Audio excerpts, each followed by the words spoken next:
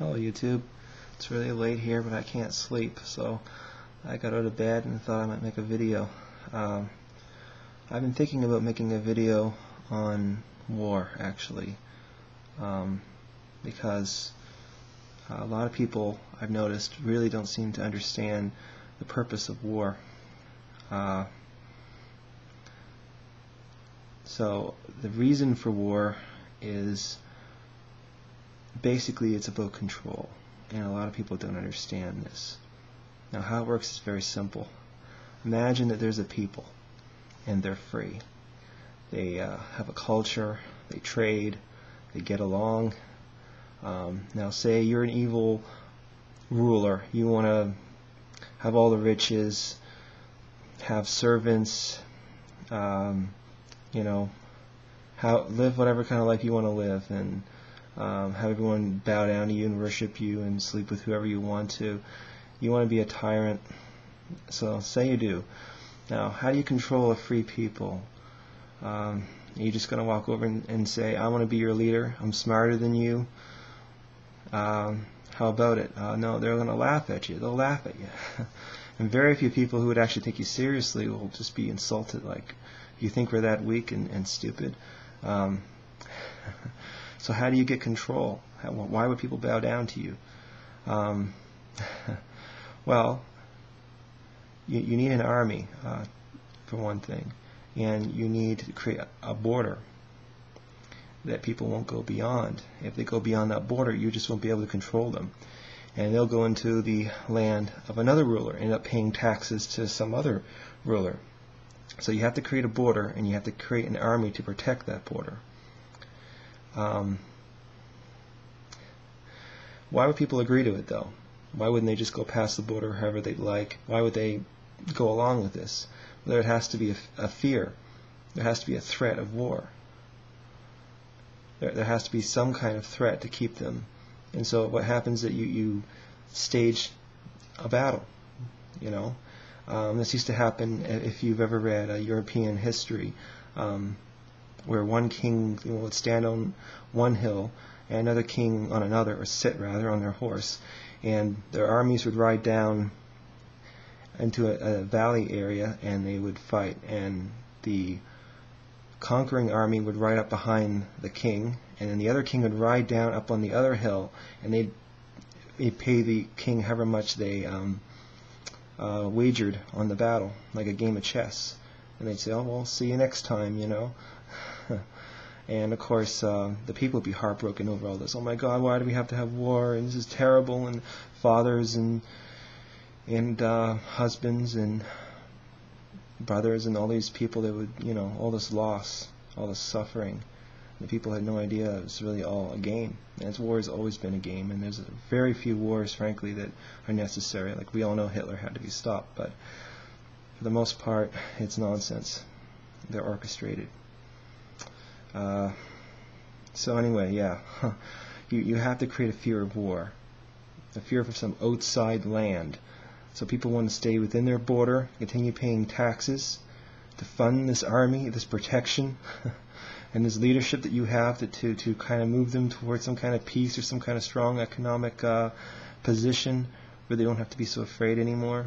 But that's not enough. You still don't control them. They'll still demand rights. They can threaten to, replace you with someone else. So you need a homeland security.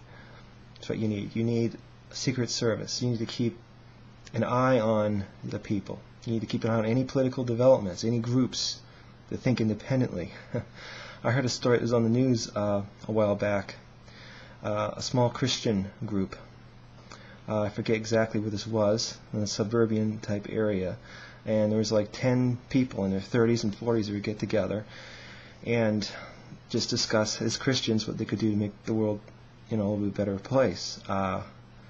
And this new guy came along, this young guy came along, and he didn't add a whole lot, but he participated and listened and stuff. And then one day, one of the women that was involved in this group, she picked up a newspaper, and there was a picture, his photo, and then on this newspaper, and it said how he had died in a car accident recently, and that he was a CIA agent.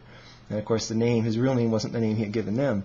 So yes, 10 Christians discussing what they could do to make the world a better place was being watched by the CIA. And of course, some people would say, well, that's because there's so many agents and they have to do something. But yeah, however you want to look at it, they keep an eye on everybody. And that's because you don't want anyone rising up against you. You keep an eye on everyone. You have to follow everything. And we all know in the name of national security, a lot of crimes can be committed. You know, war, torture, and all sorts of stuff. And they'll say, oh, Homeland Security. Then people demand, well, why? Why? You know, how could this have happened? Who okayed this? Who was involved in this? We want to know details. This wasn't right. These people were taken from their homes, and we think they were tortured and stuff. We want to know more. And they'll say, oh, we can't, because of national security, we can't say anything. So, yeah, I mean, that's it. And that's, you look around the world, that's what you see. It's, if you read history, wars are staged. And, yeah, it's just a sick game to control the many, and that's how it's done. That's the game of war. And you might have heard The Art of War. That's a great book, but I don't think anyone's ever really written a book, not that I'm familiar with anyway, but the purpose of war, and that is to control people. And how do we break free from this? Well, we have to do what Gandhi taught, you know, which is we just say no. We have to be fearless. Fearlessness and passion will free us, not fearfulness. It's like a teenager yelling at his father, you know, I'm going to do what I want to do. I'm going to go where I want to go and hang out with whoever I want to hang out with. And his father says, no, you're not. Yes, I am. No, you're not. You know, that kid's not free, is he? It's the same way with adults, you know. You can march up and down the street and saying, we want freedom, we want freedom, we want freedom. That's not being free. You know, I mean, what do you expect a tyrant or any kind of group of people in power to do? They're just going to say, well, okay, well, we have this for you. Why don't you take this and shut up? And some kind of offering. But I mean, you know, you don't, the powers that be aren't going to just hand you freedom. Freedom is something you have to take. And so this is a deception of war that people really need to understand.